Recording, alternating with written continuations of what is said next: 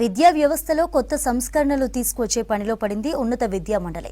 డిగ్రీలో సిలబస్ మార్చడంతో పాటు ఉపాధి కల్పించే కోర్సులను ప్రవేశపెట్టనుంది. ఇంజనీరింగ్ కోర్సులను బ్యాలెన్స్ చేయడంపై దృష్టి పెట్టింది. కంప్యూటర్ కోర్సులే కాకుండా కోర్ బ్రాంచ్లను కొనసాగించేలా పాలసీ తీసుకురాబోతున్నామంటున్న ఉన్నత విద్యా మండలి చైర్మన్ బాలకృష్ణారెడ్డితో రాజు ఫేస్ టు ఫేస్. వచ్చే విద్యా సంవత్సరాన్ని దృష్టిలో పెట్టుకొని ఉన్నత విద్యా మండలి సంస్కరణలను తీసుకురాబోతుంది. విద్యా వ్యవస్థను గాడిలో పెట్టడంతో పాటు సిలబస్ మార్పులపైన దృష్టి సారించింది. ఉన్నత విద్యా మండలి చైర్మన్ బాలకృష్ణారెడ్డి మనతో ఉన్నారు. నేను అడిగి తెలుసుకుందాం. సార్ నమస్తే సార్. మీరు వచ్చిన 4 నెలల సమయంలోనే ఉన్నత విద్యా మండలి ఒక దూకుడుగా పనిచేస్తుంది. ఒకవైపు సిలబస్ మార్పులు చేర్పులు అంటున్నారు, అదేవిధంగా వెబ్సైట్ సంబంధించి పూర్తిగా తెలంగాణ విద్యార్థులతోనే పూర్తిగా కౌన్సిలింగ్ భర్తీ అడ్మిషన్లను పూర్తి చేయాలని భావిస్తున్నారు. సో ఏ విధంగా చేయబోతున్నారు, ఎట్లా? ఓకే, ఇప్పుడు రాజు, విద్యా వ్యవస్థలో మార్పులు రావాలంటే మనం ఇప్పుడు ఎక్కడి నుంచి స్టార్ట్ చేయాలనేది ఫస్ట్ మనం డిసైడ్ చేసుకోవాలి. మీకు తెలుసు, గత 10-12 సంవత్సరాల నుంచి విద్యా వ్యవస్థ చాలా ఇప్పుడు కోమాలో ఉందని చెప్పుకుంటాము, లేకుంటే అది ఇక చాలా it is in death bed అంటాం. సో దాన్ని అట్లీస్ట్ ఇప్పుడు కోమా నుంచి మనం జనరల్ వార్డ్ కన్నా తీసుకురావాలనేటువంటి ప్రయత్నమే మాది. గత 4-4.5 సంవత్సరాల నుంచి కూడా మేము చాలా మదనం చేస్తున్నాము, ఎట్లా తీసుకొద్దాం విద్య. ఒకటి ముఖ్యమైనది ఏంటంటే, ఎక్కడ స్టార్ట్ చేయాలంటే ముందు సిలబస్ అప్డేట్ ఉండాలి. ఇప్పుడు మనకు విద్యా వ్యవస్థలో ఉన్న ఒక ఛాలెంజ్ ఏంటంటే, స్టూడెంట్స్ చదువుకుంటున్నారు, ఆఫ్టర్ ఎడ్యుకేషన్ వాళ్ళకి జాబ్స్ లేవు అనేది వాస్తవం. ఎందుకు జాబ్స్ లేవు అసలు ఏంటంటే, మనం కాలానుగుణంగా ఈ యొక్క సిలబస్ అనేది మారలేదు, ఇండస్ట్రీ కనెక్ట్ లేదు, ఎంప్లాయబిలిటీ లేదు, లేకుంటే ఇప్పుడంతా గ్లోబలైజేషను, ప్రపంచీకరణ, సరళీకరణ, ఇవన్నీ విద్యా వ్యవస్థ మీద చాలా ప్రభావం ఉంది. వాటినన్నిటిని దృష్టిలో పెట్టుకొని ఏం చేస్తున్నామంటే, గత 4 నెలల నుంచి మేము కూడా కొన్ని కమిటీస్ వేయడం జరిగింది. ముఖ్యంగా మా మ్యాండేట్ ఏంటంటే, డిగ్రీ సిలబస్ మార్పు చేయాలని, BA, BSc, BCom లాంటి కోర్సులకు కూడా మార్పు కొరకు ఏం చేసామంటే, మేము వివిధ కమిటీలను వేసాము.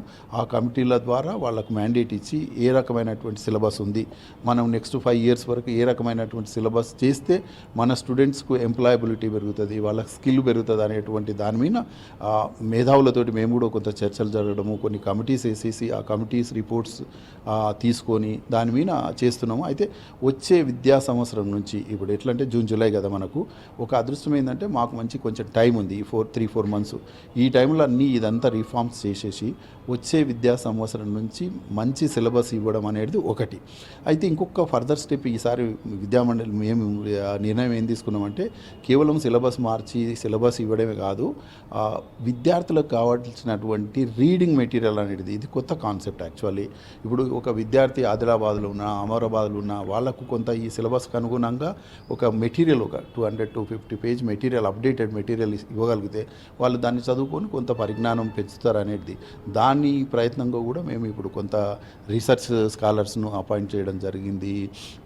ఇక్కడ ఫస్ట్ టైం ఇంటర్న్షిప్స్, మీకు తెలుసో లేదో, 25-30 మంది ఇంటర్న్షిప్స్ మేము తీసుకున్నాము.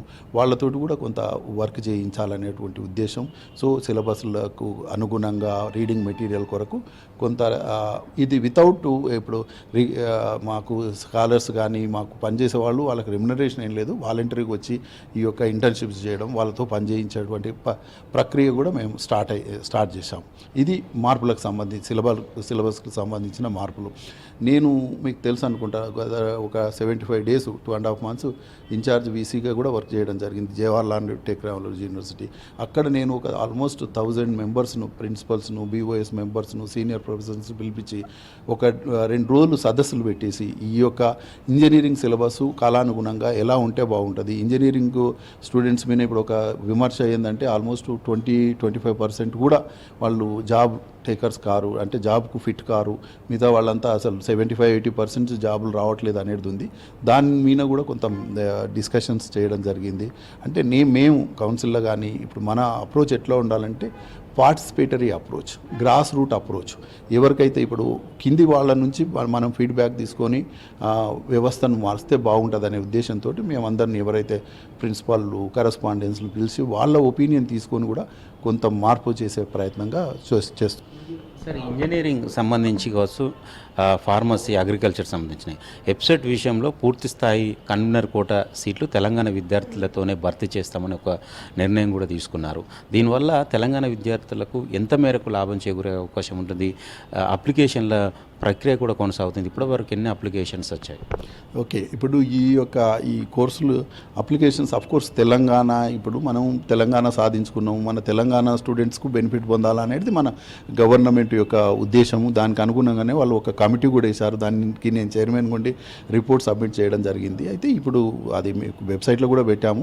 95% పెట్టి మిగతా 5%లో కూడా తెలంగాణ పేరెంట్స్కు రిలేటెడ్ కాబట్టి 100% ఇప్పుడు ఏంటంటే తెలంగాణ విద్యార్థులు బెనిఫిట్ పొందాలనేది మన గవర్నమెంట్ ఉద్దేశం. వాటికి అనుగుణంగానే మేము చేశాము. సార్, ఈ దోస్తు మీద కొద్దిగా కాంట్రవర్సీ అవుతుంది. అది ఉంటుందా ఉండదా అనేది ఏం చెప్పదలుచుకోవాలి?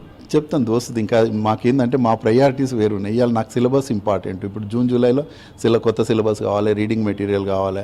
సో దోస్తుది ఇంకా కొంత టైం ఉంది. మేము కూడా గవర్నమెంట్తో కొంత డిస్కస్ చేస్తాం definitely. But 5 months 4.5 months is a very less time కదా.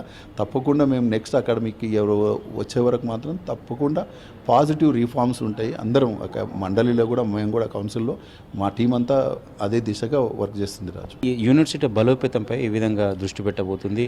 చాలా వరకు యూనివర్సిటీలో స్టాఫ్ కొరత ఉంది, అధ్యాపక టీచింగ్, నాన్ టీచింగ్ కొరత ఉంది. ఎప్పటిలోగా భర్తీ చేస్తారు? వచ్చే విద్యా సంవత్సరానికి ఆ భర్తీ ప్రక్రియ కొనసాగే అవకాశం ఏమైనా ఉంటుంది? తప్పకుండా రాజు. ఇప్పుడు ఒక విమర్శ, ఇప్పుడు మనం గత 12-13 సంవత్సరాల నుంచి రిక్రూట్మెంట్ లేదనేది వాస్తవం. ఇప్పుడు ఈ గవర్నమెంట్ వచ్చినాక కూడా 1 year ప్లస్ అయింది, మీరేం చేస్తున్నారు అనే క్వశ్చన్స్ కూడా వచ్చినాయి. అయితే ముఖ్యమంత్రి గారు ఏంటంటే మా మీటింగ్ పెట్టేసి ఈ యొక్క భర్తీ ప్రక్రియను వేగవంతం చేయాలని కొంత ఆదేశమైంది. మేము కూడా కొంత స్టడీస్ చేయడము ప్రాసెస్లో అయితే చేస్తున్నాం. అయితే ఒక్కటి ఏంటంటే చాలా రోజుల తర్వాత ఇది పెద్ద ఎత్తున రాబోతుంది కాబట్టి పూర్వపరాలు అన్ని స్టడీ చేసి మంచి రిపోర్ట్ ఇవ్వమన్నారు. ఆ దిశగా మేము ఇస్తాము. ఇది మొత్తానికైతే ఉన్నత విద్యా మండలి రాబోయే విద్యా సంవత్సరాన్ని దృష్టిలో పెట్టుకొని యూనివర్సిటీలను బలోపేతం చేయడంతో పాటు సిలబస్ను కూడా పూర్తి స్థాయిలో మార్పులు చేర్పులు దిశగా పనిచేస్తామని చెప్తున్నారు. కొత్త సంస్కరణలు తీసుకురాబోతున్నట్లు ఉన్నత విద్యా మండలి చైర్మన్ బాలకృష్ణారెడ్డి చెప్తున్నారు. వీడియో జర్నలిస్టు పురుషోత్తంతో రాజు, V6 న్యూస్, హైదరాబాద్.